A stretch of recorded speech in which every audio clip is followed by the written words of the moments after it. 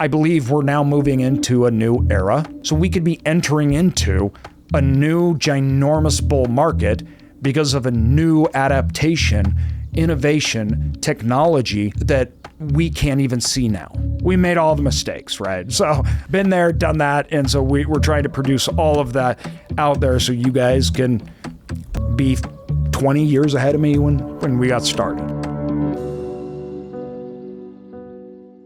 Welcome everybody to Self-Storage Income. We are talking about getting that first deal in 2024, or if you already have one, the next one, and the next one after that. But there's a few things that go into it. 2024 is going to be a wild year, so we want to walk you kind of through how to go about this and do it. So the general steps that it takes, what it looks like, and how you can actually land and close on that first deal or your second or third in 2024. Heck yeah, man. I'm excited to dive into this because, again, like we've been talking a lot on the podcast, these times of uncertainty can really be the times of opportunity.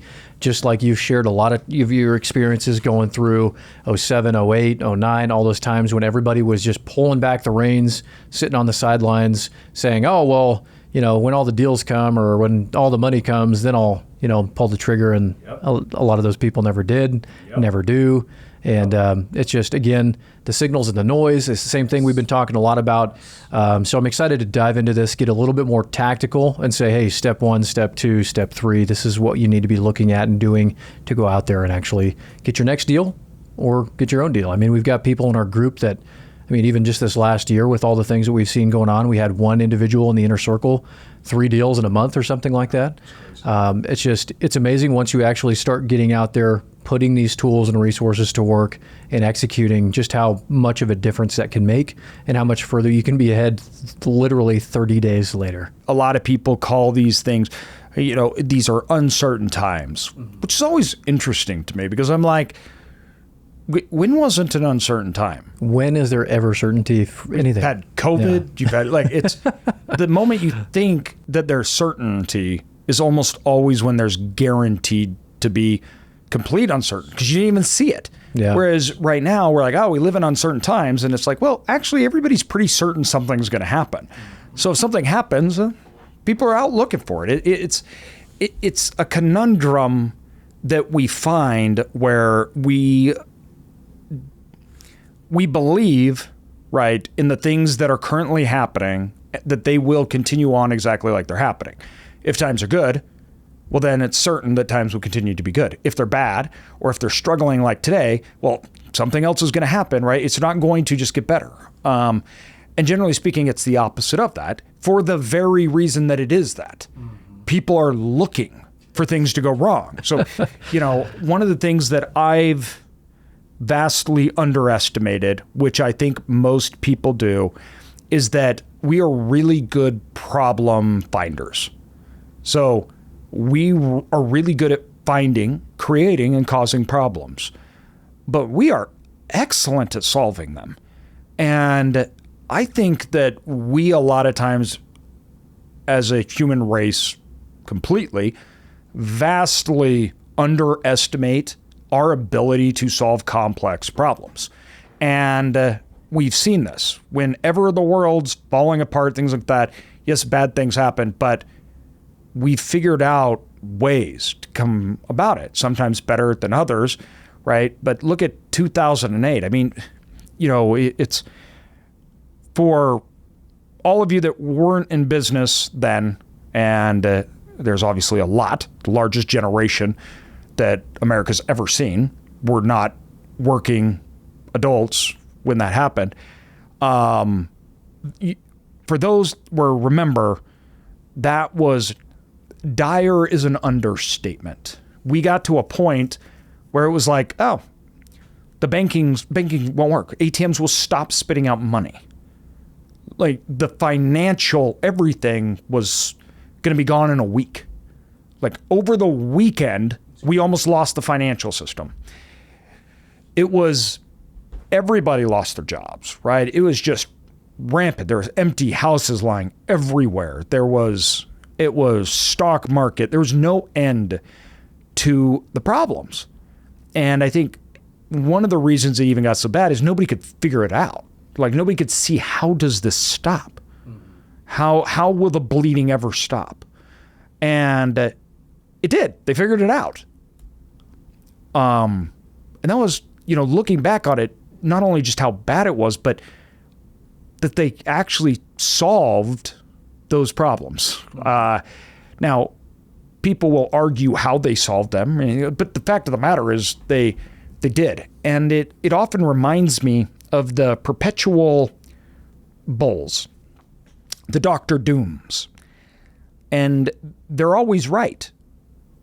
So, the Perpetual Bears and the Dr. Dooms, because it's funny because it's not that they're wrong, but the outcome doesn't necessarily mean it'll happen. And there's some authors that I love, and they've written about this. They're like, man, we've seen these problems. I can't believe this situation actually continued. I can't believe it didn't fall apart then, back in the 80s. And they're writing like, this is over. This cannot continue, right? But it did.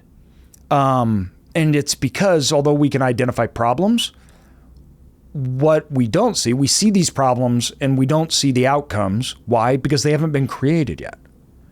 So we're seeing things happen without knowing outcomes. So obviously it doesn't make sense to say, yeah, well, we're just going to get through this smoothly until we figure out the outcomes, right? But that creates a very big bias almost in us. That's the same when it's good times. When it's good times, we don't see the problem, so they don't exist. Mm-hmm. Which is obviously not true. Again, like you said, it's total opposite. Total opposite. You're blind. Exactly. You're blind. So the problems are much worse when they do happen. And it's something I think for everybody to remember. We have trillions of dollars. We have the incentive to keep the party going is so big. The amount of people that need things to keep going and need to be successful and need it to work, right? That's everybody. Yeah, the stakes are pretty high there. Yeah. It's almost, there's really no other choice. There is no other choice. Yeah.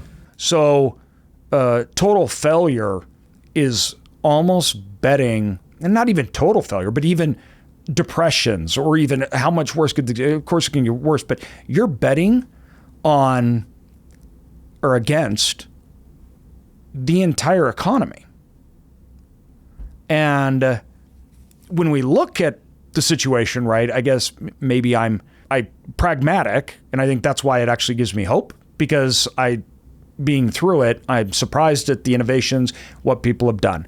I am nervous about things because I'm also pragmatic, and nervous about certain areas and how things will play out and everything. But I think that people that found that betting against or not participating is almost a losing thing.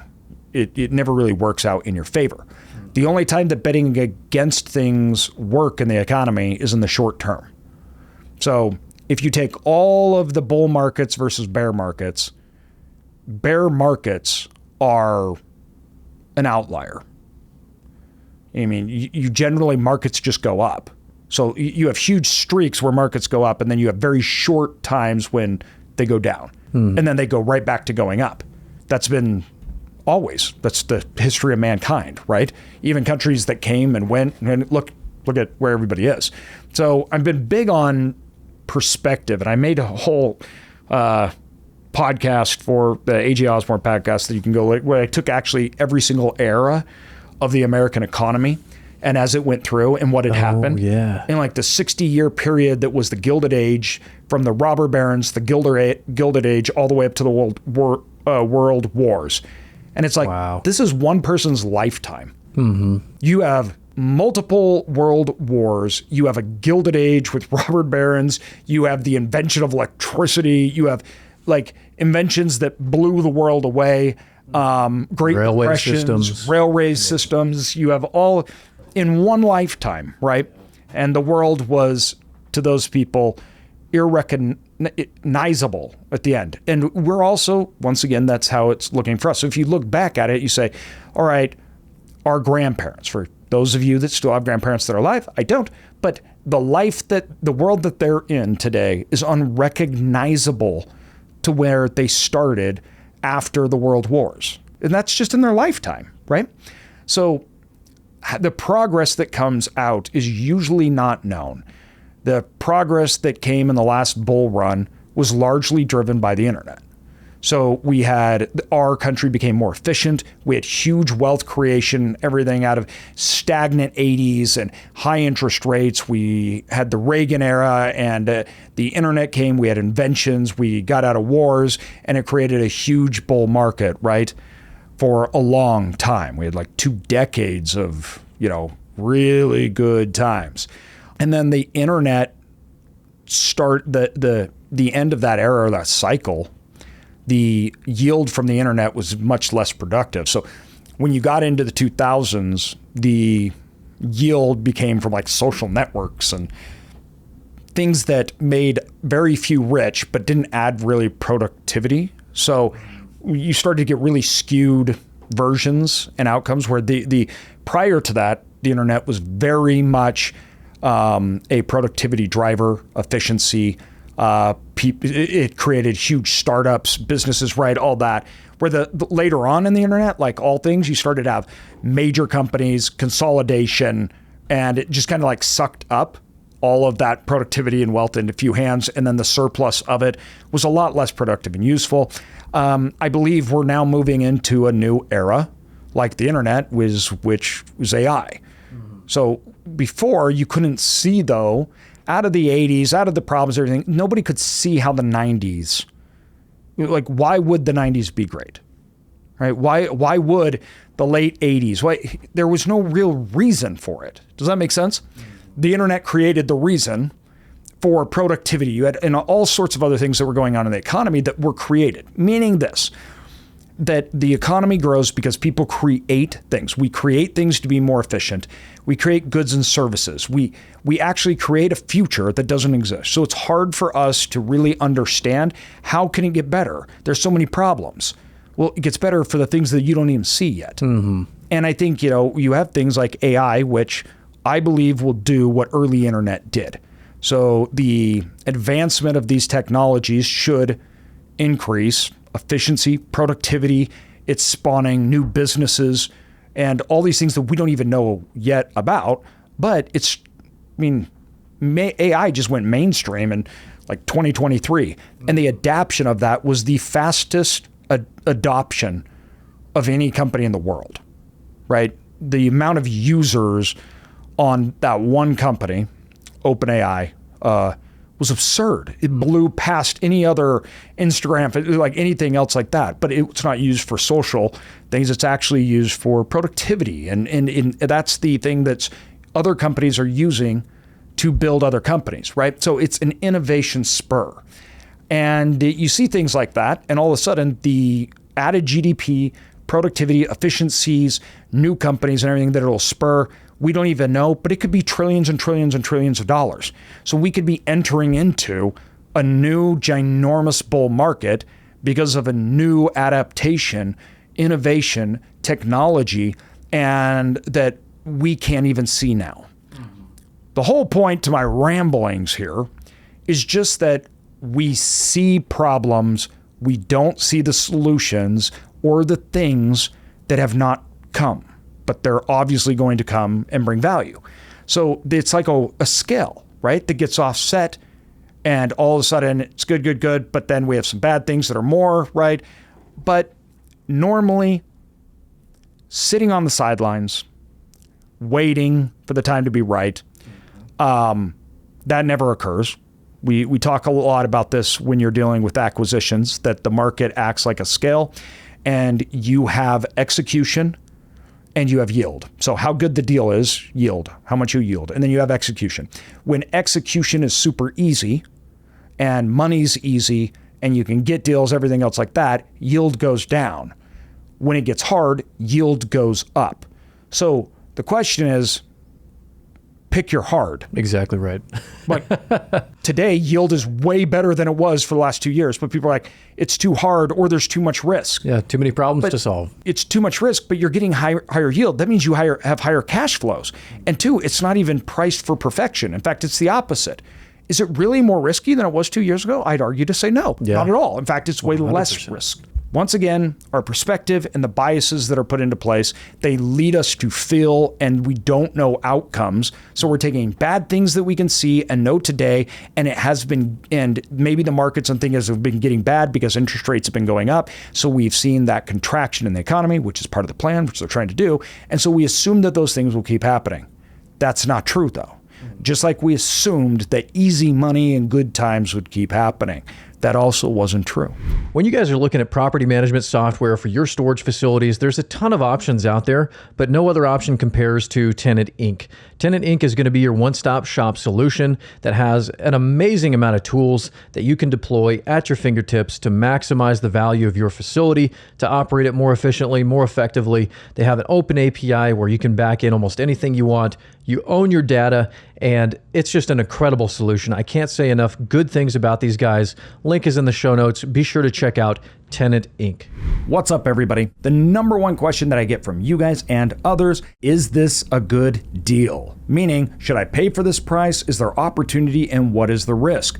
Well, we actually do that for you, and we can actually show you and tell you through feasibility studies. We underwrite the asset and the market just exactly how we look at the deal. And we provide you with a full report, including financials, competitions, and what's happening in the marketplace. We look at opportunity and risks. These are studies that you'll even need when you go to banks to get money. If you're looking at a storage facility and you want us to analyze that market and deal, follow the link in the show notes to get your feasibility study today. 2024, it's your year. And realize that if you're struggling or you're worried about things, first of all, there's a lot of noise. Ignore that and realize the opportunities that exist. That's scale. Which one do you want, right? Do you want higher yield or do you want it to be easier? It's fine either way. You can pick, but I would prefer higher performance, higher yield than I would take easy. Now, when we talk about whether it's easy or hard, we're talking about access, opportunity, and ability, right? So first thing is you need to have access to deals. You need to have opportunity to actually buy them. And then you need to be able to execute. Okay. These are our 3 legs to our stool we will talk about today. Now, in order to set this up and go right, the first thing we have to do is have a very detailed, clear buy box. We had a webinar, talked about this. We had, I don't know, it was a few thousand people signed up for it. We had over 500 people. No, it stopped us at 500 because we hadn't upgraded our Zoom. So sorry for everybody that didn't get to fail. But 500 people went on it, and that was great. That's so cool. So, and we talked about this, okay? So you can even go, if you guys follow and sign up, just give the email. I think we have our newsletter and we have all those videos there. So it's on the site, everybody.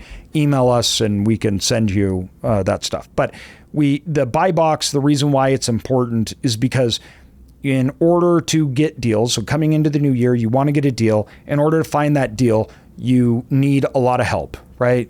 So we look at the 3 legs to the stool of finding deals. We have brokers. We have networking, going out, working with other people. And then we also have our direct to sellers. These 3 legs equal the stool that is our acquisition strategy.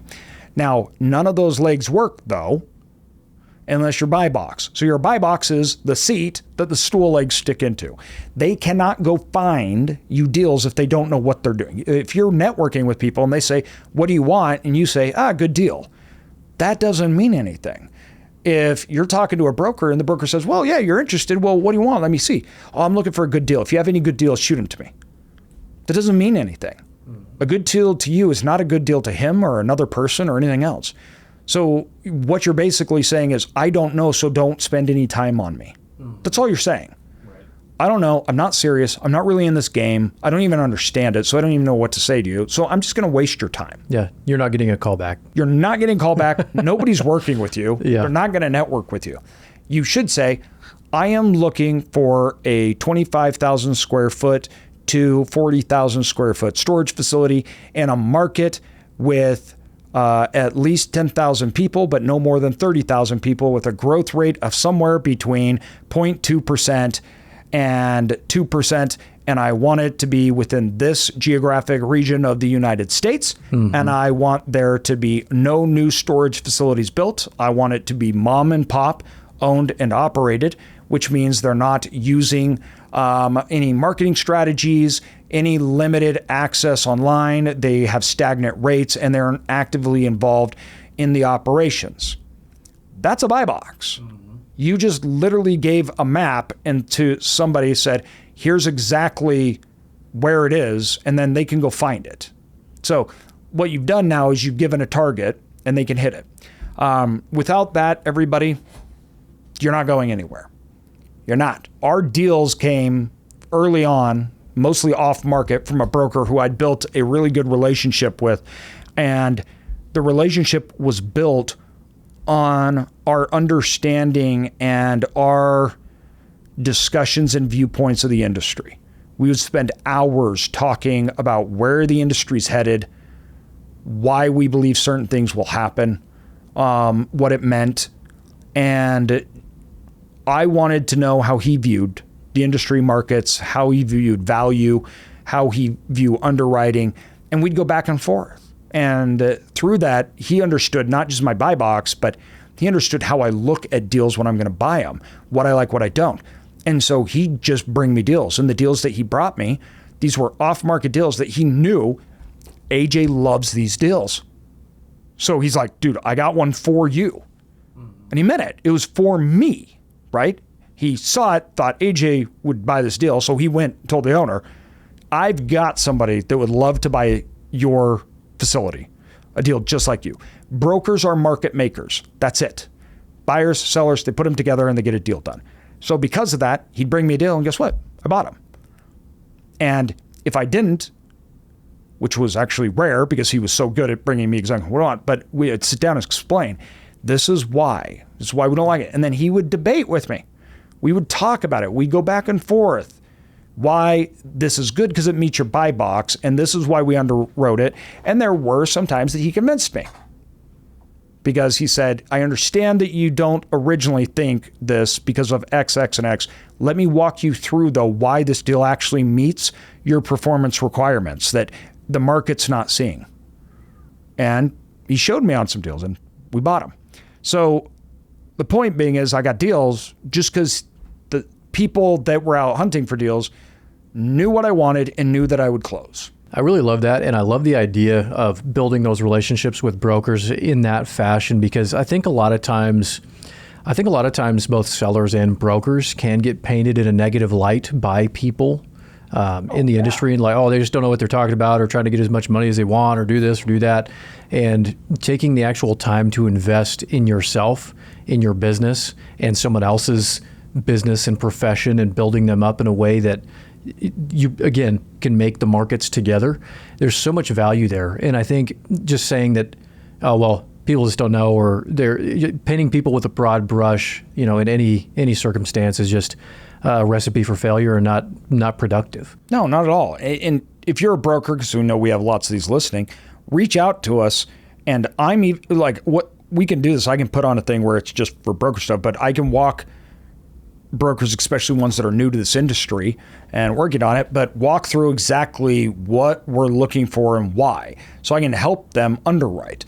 So we could do that. Send a message in, guys, and I'm happy to talk and discuss with you, because I know brokers too, you got to understand, everybody that's listening, time is everything to them. These guys are salespeople. They'll work on something for months and not get paid anything, zero. And if that thing doesn't transact, they just wasted a quarter of the year, and they're not ever going to get paid for that, right? So that is very dangerous for them. They're not going to go work on a deal for you for months that you then won't transact on. Don't waste their time, people. That's first of all, rude, but it's also not professional. They are working and they don't get paid until you buy. So leading them on and saying that you will not and you never close, right? That is extraordinarily unprofessional. And don't treat them like, first of all, they're disposable, but also that their job isn't extraordinarily valuable to you, because it is. You need these people, right? So those relationships will be the best things. And that's when you have your buy box, finding those deals. We talked about brokers. Now we got to talk about, though, too, the networking side. This is why at Self-Storage Income, we're creating our community. This is why we're building it out. We now have hundreds of students. We have a whole community based on this. I have done deals with multiple of the students. We have put people together that are buying deals together. Because it is a team sport, we all win together.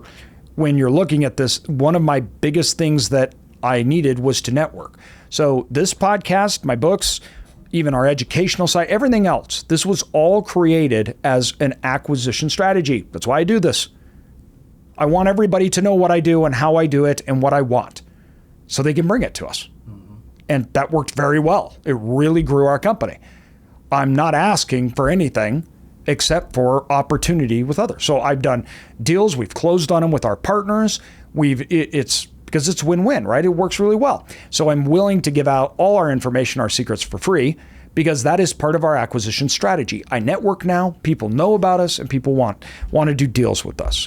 And it's worked very well. Now, the next side to that is our direct outreach. So direct outreach to owners.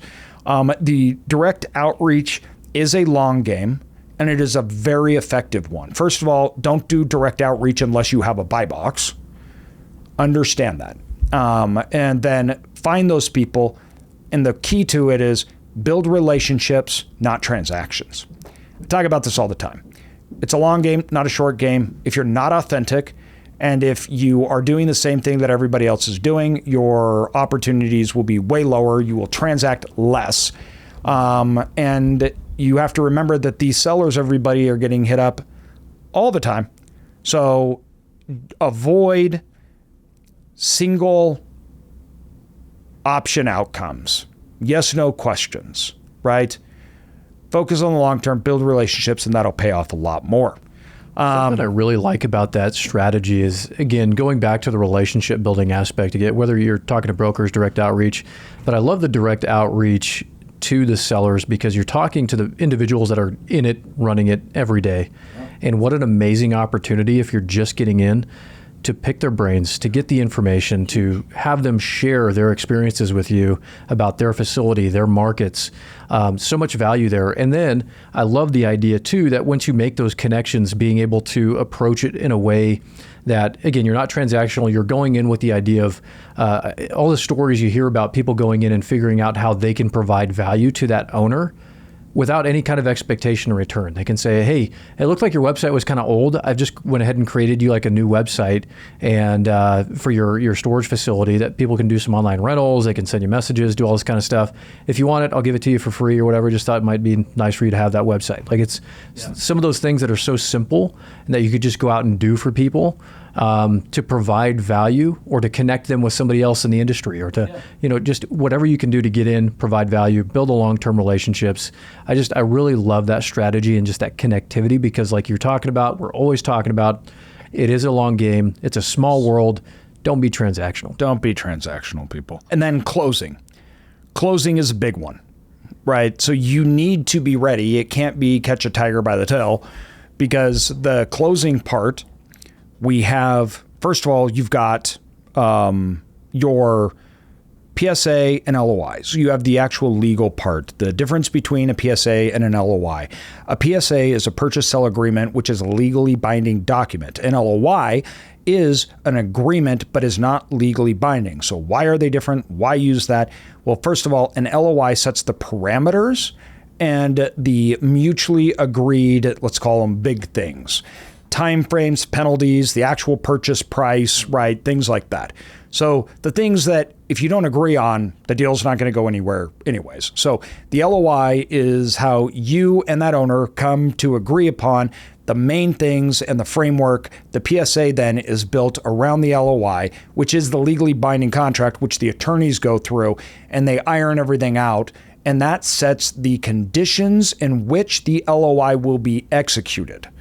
So this is now how this is going to work. And you have to legally agree to it. So when does the money go hard? How much are you putting down? And what are the conditions in which you can get out? Which are the penalties you have to do? How all of those things work is what the PSA dictates. So first, LOI, you create what's the price? How long? Due diligence? How much are we putting down? And the framework, the big things, the framework of what it is. The PSA then goes in, becomes a legal document from the LOI.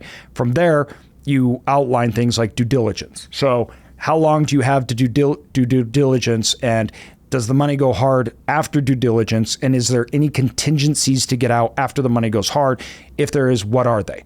These are really important things. So can you then execute due diligence in that amount of time? One of the things I like to tell people is that during the due diligence period, you have things in your control and out of your control. I do not want my money to go hard or contingent when it's things that are not within my control. I'm talking about feasibility studies. I'm talking about, phase one studies. I'm talking about things that the bank needs. So third-party reports and studies, things like appraisals, right?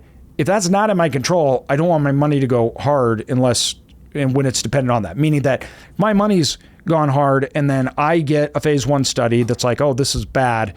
And the bank's like, well, we're not going to fund it anymore. And the seller's like, well, you can't get out because your money's already gone hard.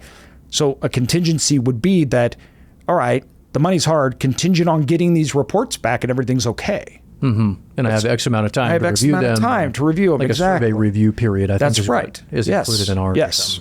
And so understanding, how that's going to work and how you can execute. If you have a 3-month contract, will the bank fund it in 3 months? If not, are you going to lose your money, or do you have the contract that is contingent upon financing, right? So these are the things that you need to understand before you go into it is what do you need? What do you need to close the deal? Then before you get into that contract, what has to happen for you to take ownership? Meaning day one, utilities, right? Payments, all this kind of stuff. Third-party vendors. Mm-hmm. Bank accounts. Everything. Bank accounts, all of it. How do we transfer that? What assets that are there are we going to own or are we not? IP, websites. Those are other big pieces. Exactly, all of it. And you got to know this stuff so that way during due diligence, you're working on it. Because then by the time you get there, this is day one stuff. Meaning that if it's day one, you had to start a month prior, 2 months, 3 months prior, right? Or else you're not going to have power. And now you're going to have problems with tenants and bank accounts aren't going to go through. And there's maybe lease agreements that you don't have and all of this stuff, right? So you make a list. Here's my due diligence. Here's the time frame which I need. I have my banking partners that I'm already working with. They've given me an outline. Here's all the reports we're going to need, and here's the time frame we're going to need. I put all that into the PSA. So it's not about it being complicated or anything. You don't have to know everything. That's why you hire attorneys, title companies, bank accounts, right? Third-party management companies. They all help you with the close. So you need to know who's on your team and then ask those people, what do we need to take it over? What do we need to close? What do we need to fund? What do we need to know during due diligence? What are the third-party reports? Those people can tell you. You make a list. That goes into the PSA. Make sure you have enough time to execute, and then you're fine. But not being prepared, you're going to drop one of those balls. So that's what you can't do. So closing, you need to be prepared before you get under contract. Or what will happen is you find a deal and then you don't go under contract because you get scared. You're like, oh, wow, I haven't even thought about closing. I don't even know these things. I don't even think, maybe I can't even do this or pull this off. And then you walk away. Now you've ticked off brokers, everybody else, and you just lost a deal. You don't need to self-sabotage, right? If you're prepared in the simplest format, as you're going through the process, everybody can help you out through it. Right? We didn't know anything about real estate at all when we were first buying. We're figuring everything out. Attorneys were telling us, right? Banks, and we made all sorts of mistakes, but we had people help us, and we got the important things right. So when you're going into 2024 to get your first deal, buy box, the acquisition process, and then the closing, be preparing for all of those, all of them. We have due diligence lists and all things that we can try to provide. I didn't have anything when we started to help us. There was no books like for self-storage. We didn't have podcasts. We didn't have materials. So we went and paid people lots of money to try to help. And even then, we just made lots of mistakes and it took lots of time. So hopefully, guys, this can help you bypass and give you confidence to get started. We were buying and we didn't even know how to do it. So it felt way riskier, way more scary because we were learning as we went through the process and making mistakes based upon what other people told us, forgetting things, leaving things out, not knowing we didn't have to have contracts, not getting contracts signed to transfer things over. We bought a site and we didn't outline that the website was in the assets, so we didn't get it. We had to start all over from scratch. We made all the mistakes, right? Yeah. So like it's been there, done that. And so we're trying to produce all of that out there so you guys can be 20 years ahead of me when we got started. Yes. Well, and this is such a key piece to not only finding those deals, but running the deals again, the long term, like being in the industry for a while, surrounding yourselves with the experts. And I think this is part of that webinar that you were talking about as well, is having the community, having the resources, that expertise to be able to rely on. And what an incredible time, like you're talking about, an opportunity nowadays with all of those resources, like this podcast and the books and so much. It's groups. Never been easier. Been easier. It's totally insane. Yeah.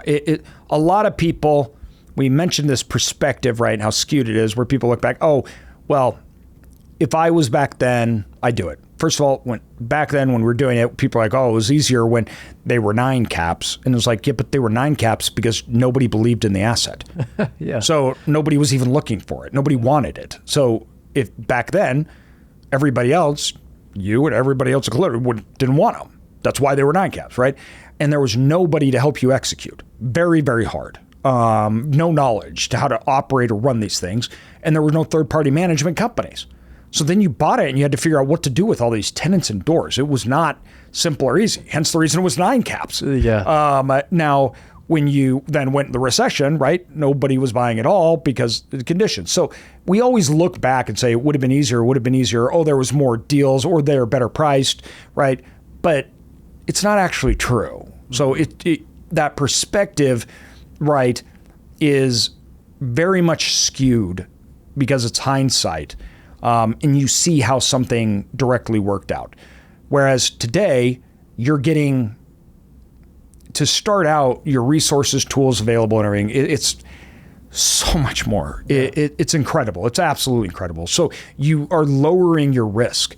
You are speeding up your access, your ability to grow and scale in ways we could not have done 10, 15 years ago. It just didn't even exist. So that means your performance is actually better and higher. It took us a long time to turn around facilities, years and years and years, because first of all, we didn't exactly know how to do or what to do.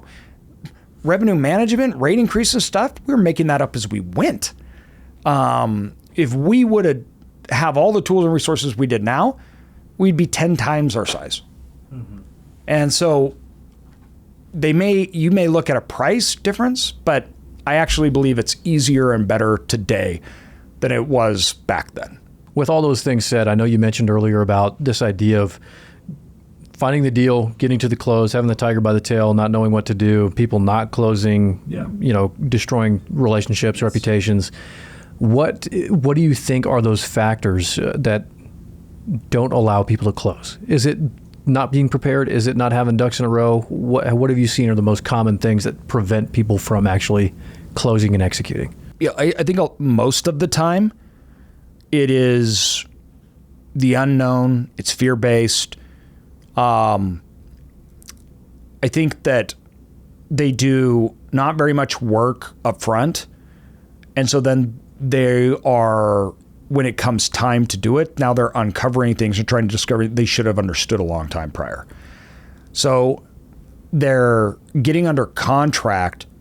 They view that as, or finding that deal and getting under contract, then to find out if it's a deal or not. So they're going and talking to brokers. Brokers are giving them deals, and they're doing all this work. And then when it comes time to either make a decision, then they really start to look into it. Oh, this isn't what I want. Or I don't know about this anymore. Okay, you should have, that should have happened way at the beginning, right? So by the time that you're at the point where you should even be going under contract or not, the things that should make you not close or not go into contract are the negotiation parts to try to get the deal done. Mm-hmm. It is not whether or not you want that deal. Another thing that I see that break down is the lack of understanding of the wants of the seller. So they walk in and they believe it needs to be done a certain way. They butt heads and they can't close. They can't get that contract done.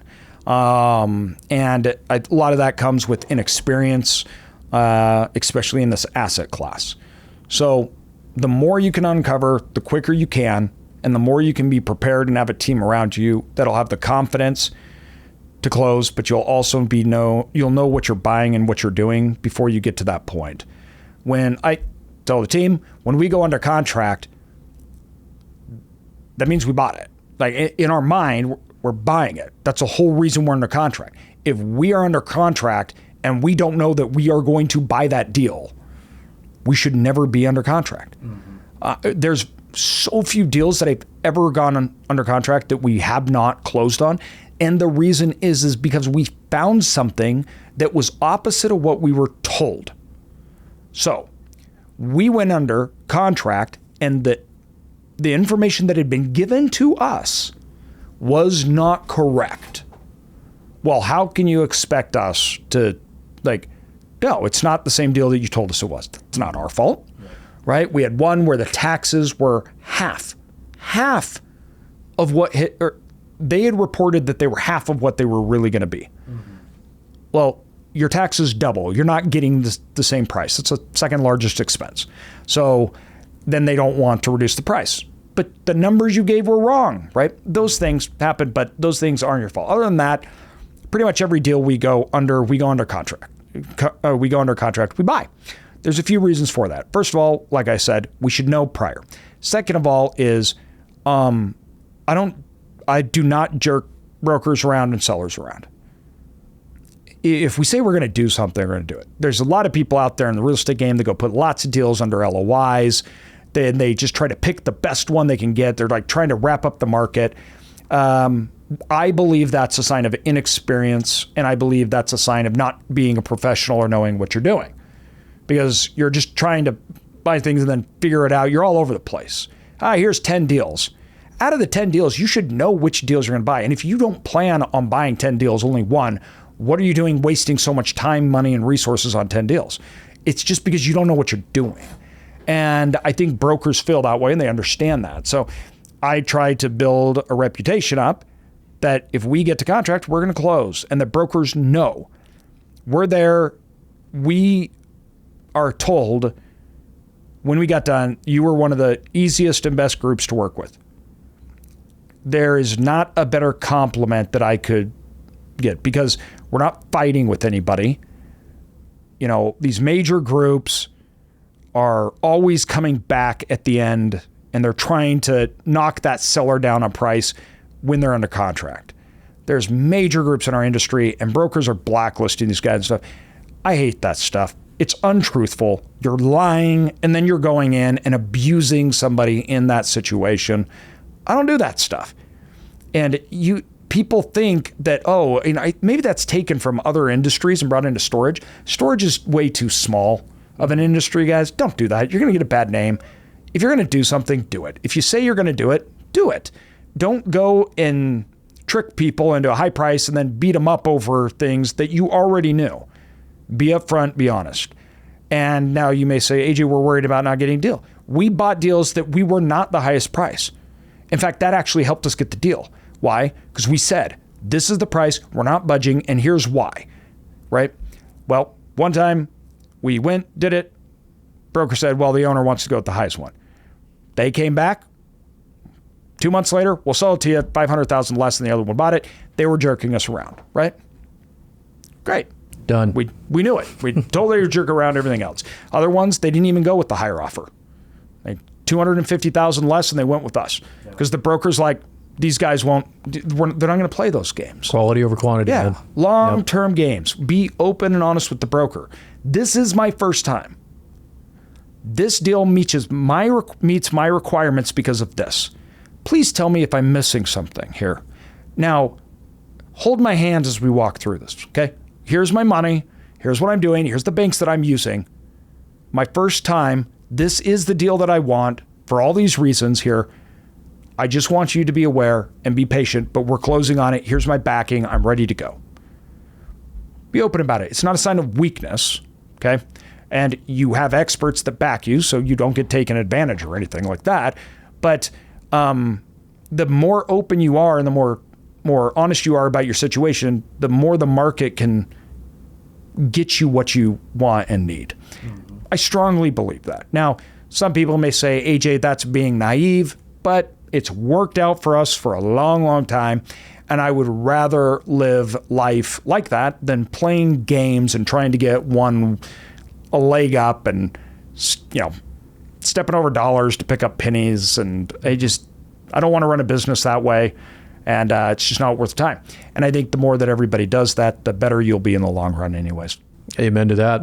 It's a good place to wrap up. Right on. All right, everybody. Go out and get that first deal. Appreciate you. Talk soon. Guys.